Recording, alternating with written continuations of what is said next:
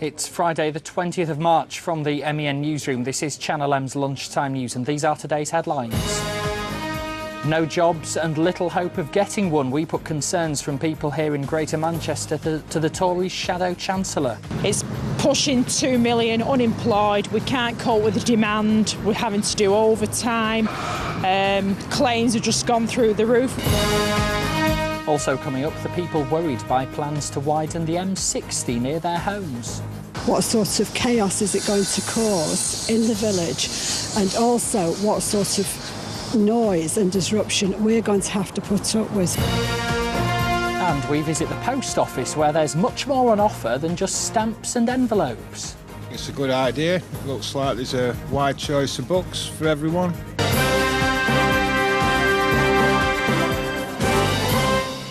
Good afternoon. First this lunchtime, the Shadow Chancellor has admitted some tax rises to deal with the country's spiralling debts will be inevitable. George Osborne is here in Greater Manchester, ready for the Tories' spring conference being held in Bolton over the weekend. Speaking to me earlier, he said he'd try to target the very highest earners.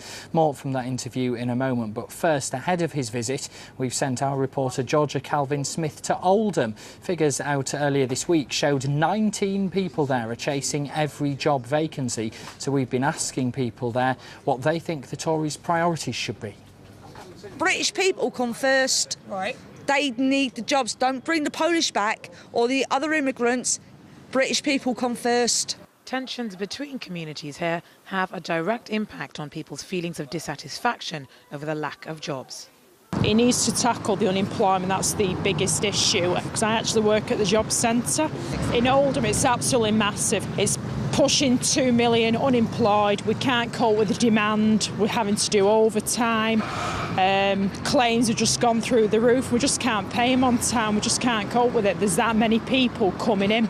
And when we do job searches with customers, there isn't anything coming through. As much as employment continues to be central to many people's political concerns, here in Oldham, issues to do with integration within the community also seem to be key.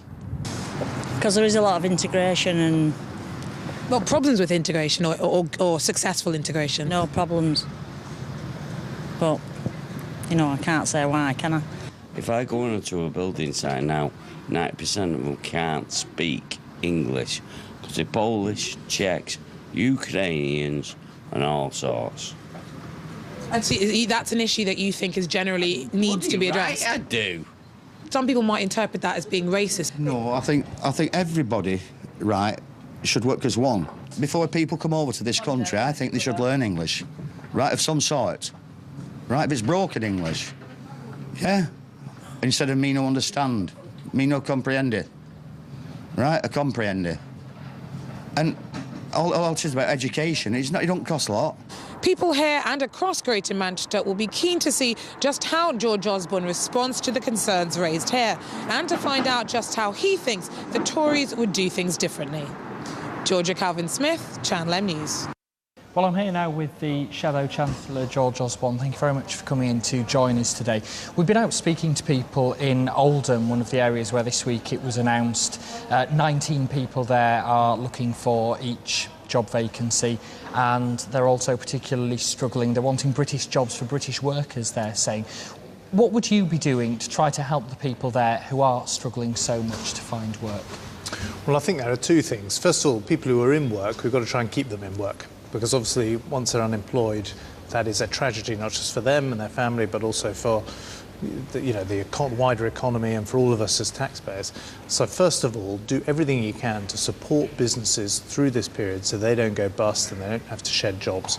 And I think the key thing, because it is a credit crunch, is trying to get credit to these businesses, which is the lifeblood of a modern economy.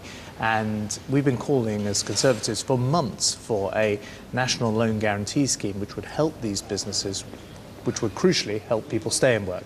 Now, of course, sadly, in Manchester, now over 100,000 people are out of work. The unemployment rate in Manchester is one of the highest in the country now, approaching 10%. So we've got to help people who are unemployed. And here again, there are plenty of things you can do while people are unemployed to get them reskilled. One of the tragedies in Oldham actually is that the further education college is not expanding in the way we were promised it was going to, which seems to me crazy at a time when we need help like further education for people. But we should also be saying to businesses, because ultimately what you want to do is, of course, get someone a job again. If you take on someone who's been unemployed for a period of months, then we will help you. We will cut your tax bill for taking that person on. That helps the business, but crucially, it also helps those people in Oldham and the rest of Manchester get back into work. Now, yesterday we heard David Cameron speaking about the need to deal with public debt. Obviously, at the moment, a lot of people are saying they're very short of money. They'd quite like to see tax cuts. Dealing with public debt very much sounds like it could be tax rises, if that's what the Conservatives are needing to do. Is that the case?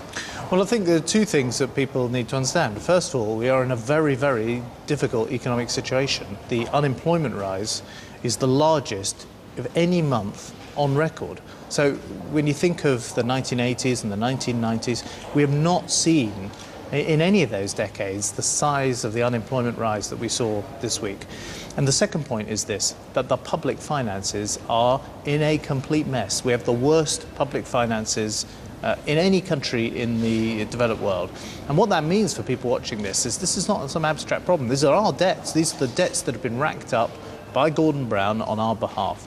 And you've got to acknowledge the problem, because ultimately, if you don't deal with your public finances problem, not only will this Labour government be unable to fund things like hospitals and further education colleges, but then taxes will have to go up far more than if you've got a plan to deal with it now.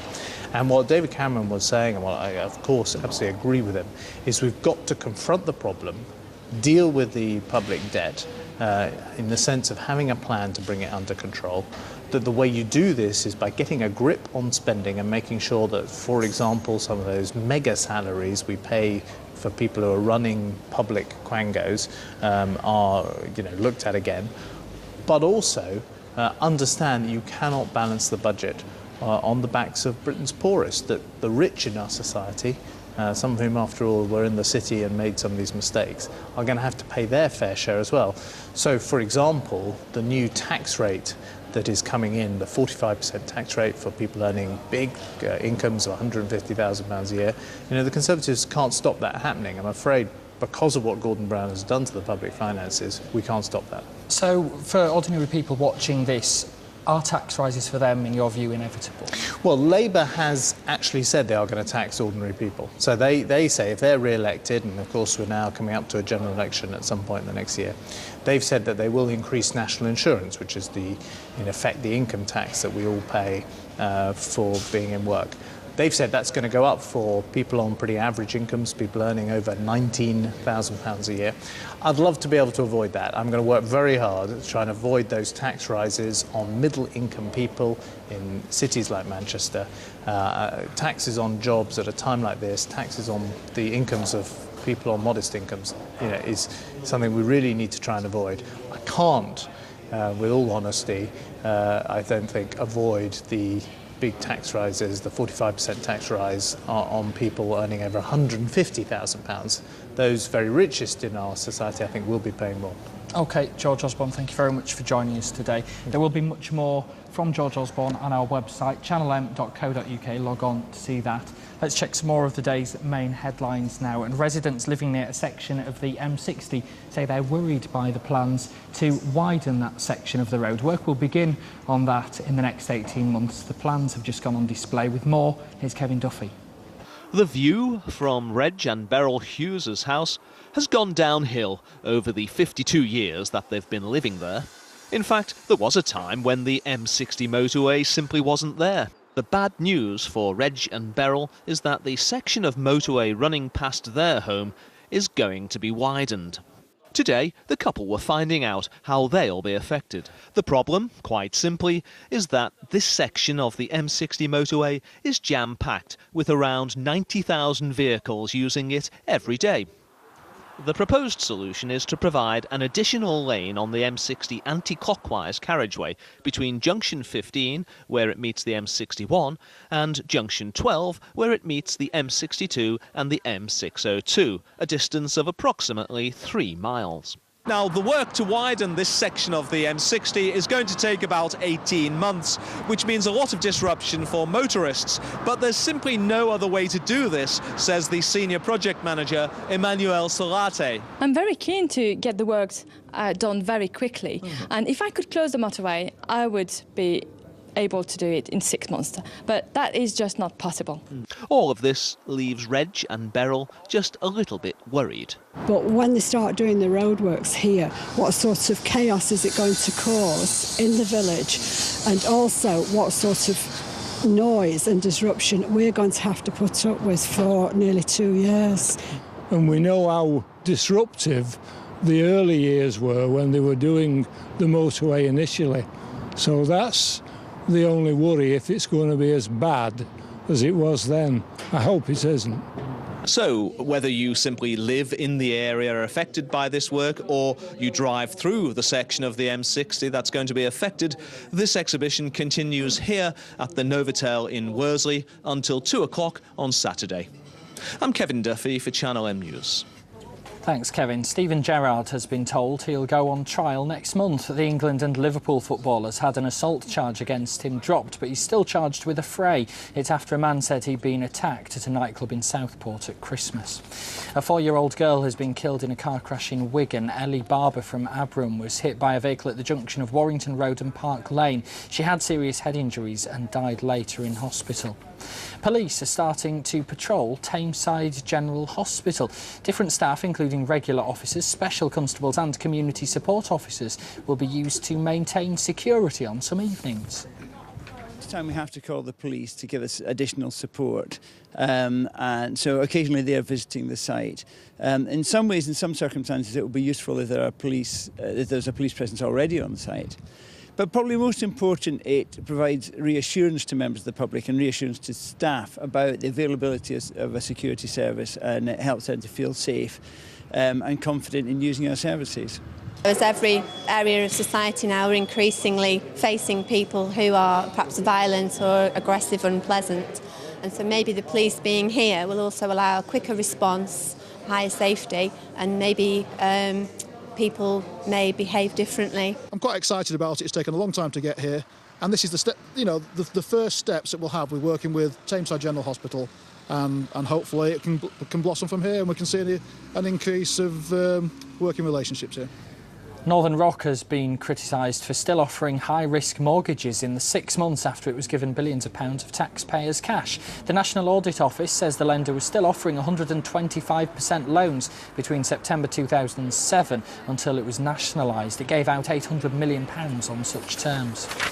A new plan to make footballers into better drivers is starting. One of the country's biggest driving schools is teaming up with the Manchester-based Professional Footballers Association to offer extra training for when they're behind the wheel. It follows Cristiano Ronaldo's notorious crash earlier this year close to Manchester Airport. Foreign players will be targeted to make sure they fully understand British driving laws. Time now to take a look at the lunchtime sports headlines with the details of the Champions League quarter-final draw. Here's Mike Bradley. James, thank you very much. The draw for the quarter-finals of this season's Champions League were made a few moments ago, and they are as follows. Manchester United will face FC Porto. Arsenal travel to outsiders Villarreal. Liverpool host Chelsea in their quarter-final first leg, while 2 of the 3 unbeaten teams remaining in the competition, Barcelona and Bayern Munich, are drawn together with the first leg at the Nou Camp. The first leg ties will be played on April the 7th and 8th, with the return legs a fortnight later. And the draw for the semi-finals has also been made, and should both teams progress, United will meet Arsenal, while either Liverpool or Chelsea will meet the winners of the game between Barcelona and Bayern Munich. And we'll have some reaction to those ties in our news bulletins later today. The draw for the UEFA Cup quarter-finals should be completed within the next half hour, but what we do know is Manchester City have just been drawn against Hamburg. And despite their narrow escape in Denmark last night, where City needed penalties to get past Aalborg, Mark Hughes' men have been installed as 4-1 joint favourites, along with Werder Bremen. Now, England's first one-day international against the West Indies in Guyana gets underway in a little while, and captain Andrew Strauss has recovered from his hamstring problem in time to lead the team. Andrew Flintoff has already been ruled out, with England delaying their final team selection until the toss.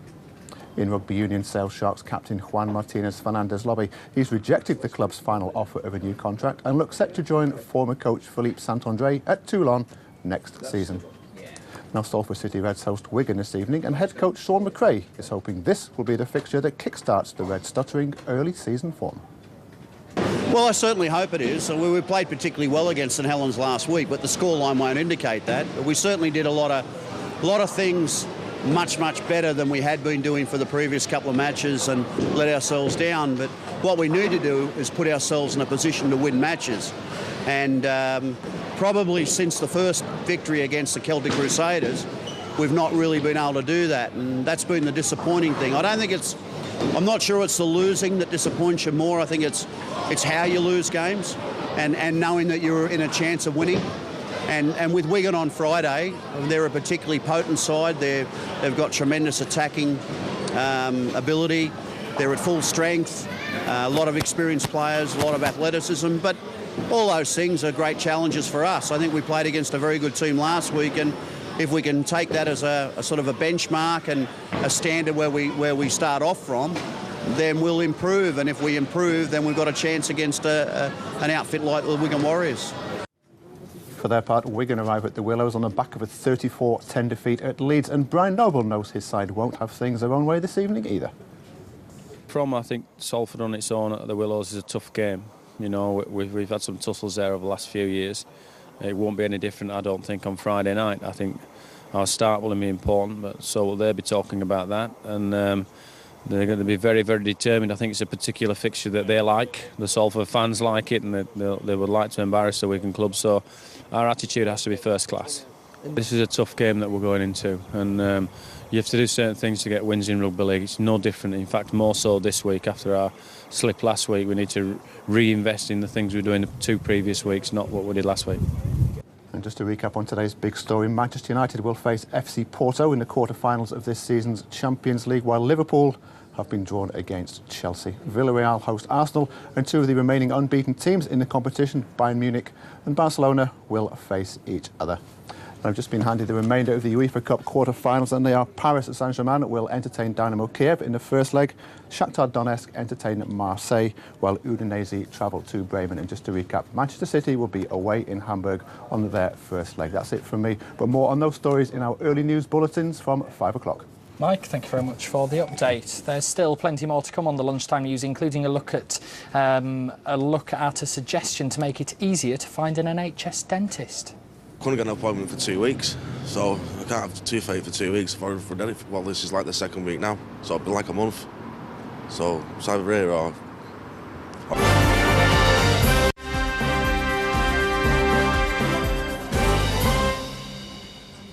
You're watching Friday's Lunchtime News. Don't forget our website, channelm.co.uk, where you can always see this programme again and watch any of our other reports too. Take a look now at the story of the pensioner who didn't leave her daughters a penny in her will after they tried to evict her, and pictures of a train spotter being thrown off a railway station because he was considered a security threat.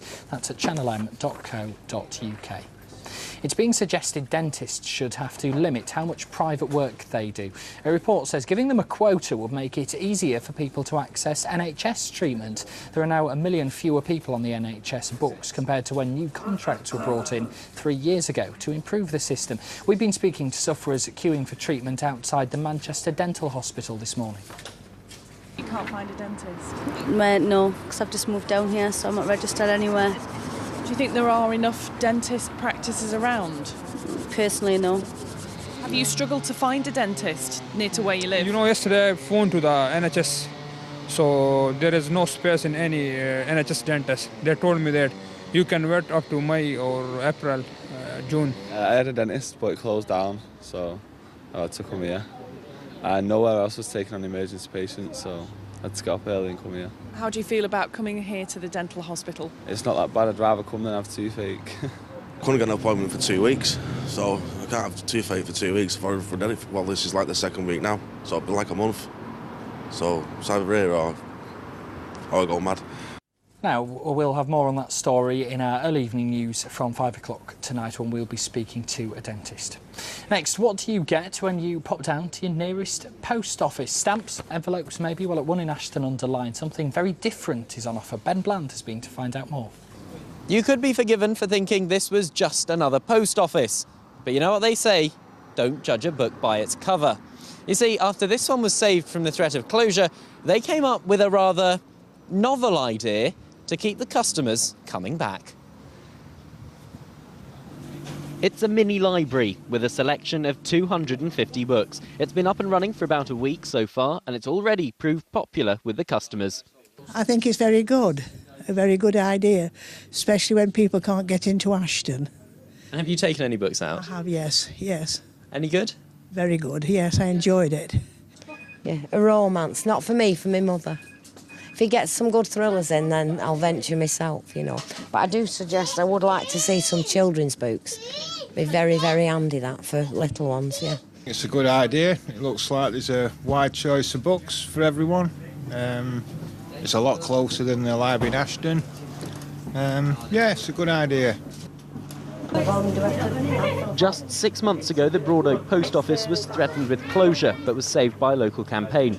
The sub-postmaster here says this new idea benefits not only his shop, but others nearby. And it's free. All the books are supplied by Thameside Library. But if customers want any book, they come here, they join us with the name and address, everything, and they just take the book away. There is no other different formality. You know, very simple, very simple. For businesses, it now seems diversity is the key to survival. And after seeing how well the idea has worked at this post office, you might find others soon taking a leaf out of their book. Ben Bland, Channel M News. Well, with it being officially the first day of spring, let's see if the rest of the day and the weekend is going to live up to that tag. Here's Billy Walker with the weather.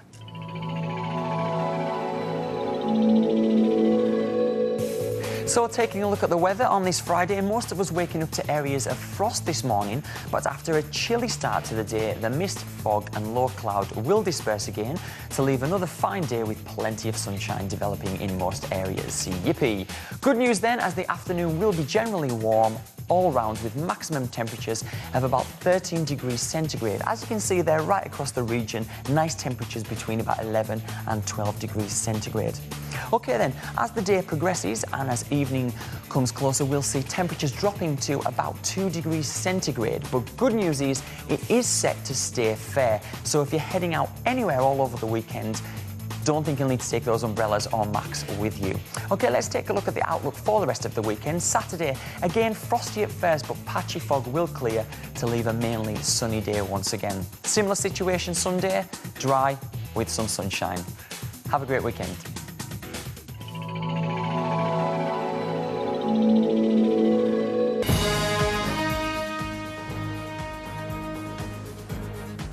This is Channel M. Our top stories on this programme. The Shadow Chancellor, George Osborne, has said there'll be tough decisions to be made to deal with the country's borrowing.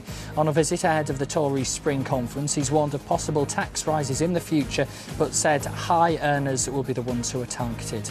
Plans to widen a section of the M60 are leaving some residents angry. They're worried what life will be like during the 18-month-long upgrade close to Eccles once it starts next summer. And Stephen Gerrard's been told he'll go on trial next month. The Liverpool and England footballer's accused of a fray after a man said he was attacked in a nightclub. Those are today's headlines, and that was the Lunchtime News. We'll have more on all those stories in our evening news with Andy Crane, but from me and the Lunchtime team, have a good afternoon. Bye-bye for now.